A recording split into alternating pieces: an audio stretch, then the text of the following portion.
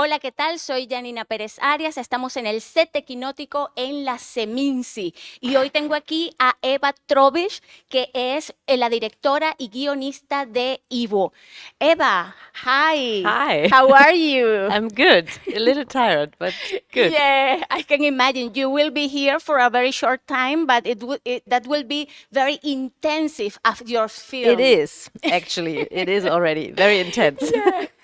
Um, Eva, you are in Punto de Encuentro here at the Seminci after having a very successful path in the Berlinale. How has been until today that kind of journey with your film? Hmm. It has been nice. I mean, the film is traveling a lot, but I couldn't join it all the time because I shot the next film already. So I was 3.5 months away and couldn't travel with the film, and so he had to do it on its own. And then I just came back from Mexico and Mexico City, and from Argentina, and that was interesting because it's about a palliative care nurse and about death and life and like everything. It was interesting to present it in South America because the the tradition to deal with death is quite different to Germany, and so the reactions were very different to uh, Europe, North European, or more cold cities. Um, Thinking that you are talking about that you are already in another project, it is like you have like a distance in time, space. So do you remember the moment when you decided, okay, I want to do this film, Ivo, about or focus it in that person, in that palliative care nurse? Do you remember that moment? Yeah, but this is it's a very special project because I was preparing the film that I just shot now, and it's a bigger movie with more money and more budget and more people involved. And when the pandemic came, and I knew I won't shoot it in the pandemic because there are a lot of kids and teenagers, and I didn't want to do it with mask and plexiglass and stuff like that. So I started to write during the pandemic, and for just money jobs, and I wrote. I had the job to write a crime story. And then I did research on crime stories that are interesting and ambivalent and not too clear. And then I came across about a nurse who killed people, like in front of the law. She's a serial killer, but she, in her perspective, thought that she would help people. And I thought that's interesting. And then I did more research and more research, and came across the palliative care, and found myself not knowing anything about it, and feeling very clumsy, and I felt embarrassed about that. And then I knew very quickly that I didn't want to put it in a crime story anymore, but rather focus on it. And then it was, yeah, a coincidence to find this working field, and to do that research and to get very quickly money. Then I just had a like a idea or a treatment or whatever, and then I got money, and 3 months later we shot the film without any script. So it was nothing planned that for a long time, or this one idea that you have and then you're working on it for years. It was rather something that happened to me basically, and Wow. that's a very different approach than all my other projects. So yeah. And thing is that or one of the most attractive thing of your film is that you give an identity to to a person who normally is in the background. Yeah. And you show not only the all the things that have to do with this profession, which is very tough, but as well that kind of life of that person. How was thinking about that to give an identity to that kind of character? How was as well the work with Mina Wundrich, which is, oh my God, incredible. Yeah, yeah, that was the plan to not put it in a plot-driven story, but rather portray this woman and this working field, because I think it's so fascinating, and they do such a huge and big and important job, but they are kind of invisible. And I have the deepest respect towards them. So that was very early, the plan and the approach of the entire movie. And then I found Minna, and it's her first role in a film, so she's quite famous in theater, but she didn't do a film before, and we became friends, and then we did research together. So we were, for like those 3 months, as I told you, we got the money, and then we had 3 months until the shoot. We did research together, and we were very lucky because the father of the cinematographer of the film is the doctor and her boss in the so it's Johann in the film. If someone has seen it, then you will recognize him, and we were able to follow him because he has this institution in next to Cologne, and we were able to join nurses and doctors and to really follow their daily routine over 3 months. And that's what we did, because it was very hard for me and also for Minna to find this tone and this approach. So we were seduced, or we tend to be very, like, how to say, pitiful and careful, but the way those people approach their patients is very practical and very much on eye level, and not full of empathy and pity and stuff like that. And to find that tone and the humor, it's like they're very pragmatic and how to say, forceful, the way they approach their patients and they do their work. And to really find this tone, that was quite difficult. Yeah, what you say, no, it's like the humor is Yeah. so amazing, because I think we think here in Spain or in those countries with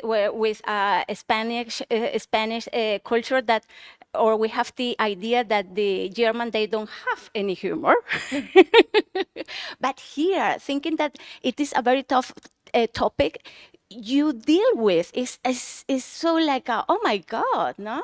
Yeah. I mean, I think if you choose that job, you have to have a kind of a light character somehow, or a hedonistic, or somehow optimistic, positive character. Otherwise, you couldn't handle it. So if you are a very, like, depressive or sad or morbid person, you wouldn't choose that job. So what we found is, quite, how to say, cheerful people in this working field, and then it's their daily routine. So it's kind of normal. It's nothing. It's not a individual destiny where you have to grieve. I mean, they grieve, and they pay the respect everyone who's in that very complicated situation. They pay the respect they deserve, but it's not. It's just, it's life, and it's part of life, and it's their work and their daily routine. And so, for example, I always tell the story of this doctor, the boss of her and the father of my cinematographer, and we were living in his house also, and I like him a lot. He's from Romania, and he has a lot of humor, and he is a very hedonistic person, and he was always doing the barbecue. And then he said, can you do the barbecue? Can you take care of this sausages? I have to write, how do you say, a desk document for a second. I will be back in 1 hour, and but I have to write a desk document and take care of the sausages. And that's how they kind of maneuver between life and death, basically. Yeah, thinking that death is a part of life, no? And it's like I always say, un día vivido es un día menos de vida. A day what you live is a day less to is too close to the death, no? But it seems like still we have in our society big problems dealing with death, and as well with euthanasia, with that the dignity of a person who is asking for, my God, I want to end with dignity my life. How was your thoughts about that? And what was the reflections in the crew about that? Yeah, I mean that was basically the reason why I wanted to do that film, because I found myself in the situation that I thought I don't have any clue about how to deal with deadly ill people, and that's very embarrassing because we are all confronted with that earlier or later, and how dare I to kind of look away? So I think it was for me and for the entire team a huge journey of learning and of learning to be more comfortable and more inclusive with in terms of ill people and dead people, and to understand that it's nothing, that it's not a individual and personal tragedy that isolates you from society, but rather something that connects us, and that is a very collective experience. And that was something that is on a, yeah, even on a like philosophical or meta level, very important for me and for the entire team. And then and then what was interesting about we don't say euthanasia in Germany because it has this Nazi regime kind of thing, so it's assisted suicide. We call it assisted suicide, and that was interesting also because I always thought, okay, I'm totally pro, and I think it should be there should be a law that allows it. But then we talked to so many people, and even in that team, there were people who said yes to it, and people who said no, that's one step too far. And palliative care is about making this this journey so not nice, but so yeah, making Lighter. that lighter. But it's not about helping people to die, because and so I heard so many voices, and everyone was somehow right, and I could understand their arguments. That I thought, I'm very happy that I'm not a politician, and that I'm not asked to put it in law, because I think yeah, it's a very individual topic, and it's very hard to find a law that suits everyone. So Not only here at the Seminci, we have that kind of film Yeah, talking I about heard that, a yeah. lot, and as well Almodovar. The first English film of Almodovar is about euthanasia. Yeah. We say here we say in Spain in Spain euthanasia, no, because the German version it sounds very hard. And but I was wondering how important is that from the filmmaker to put or for filmmaker to put outside stories about that topic, thinking that we have still many problems about that. I don't know. I'm surprised myself that there are so many films now, because as I told you, for me it was a coincidence to do that movie. It was not, what is the world thinking about, and I should do a movie about that because I have really to contribute something. It was rather, yeah, a coincidence, but obviously there is some zeitgeist. And a lot of people are dealing and yeah, thinking about it. So I don't know. I mean, in the moment something is discussed, I think it's obvious and clear that art will contribute their part also, but I didn't do the movie because I had an agenda or I wanted to say something. It was rather I felt like an intern at my own set. I rather wanted to really to portray and to explore this working field and not have a manifest at the end of the film and a clear position or something like that. And I think that's not my job as a filmmaker. I have a question about the film industry in Germany, because we saw last year Wim Wenders was representing Japan with a film in Japanese in the Oscars. And this year is an Iranian filmmaker representing the German film industry at the Oscar. Do you think that in a way that kind of boundaries are disappearing, that we in the next days or in the future we will be talking about not a filmography from a country but about international films? I hope so.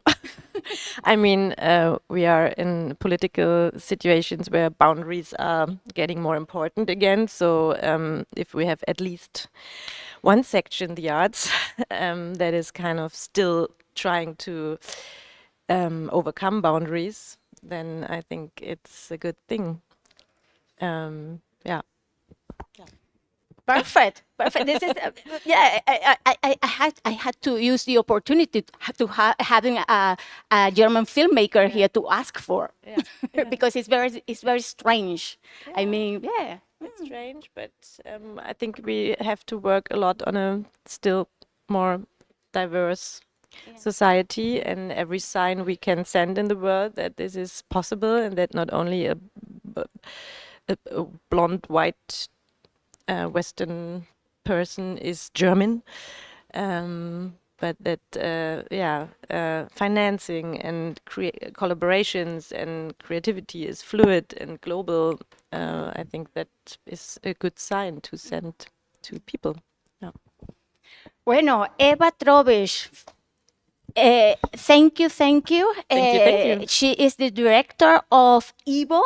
No solamente la directora, también es la guionista. Ivo se presenta en la Seminci, en Punto de Encuentro.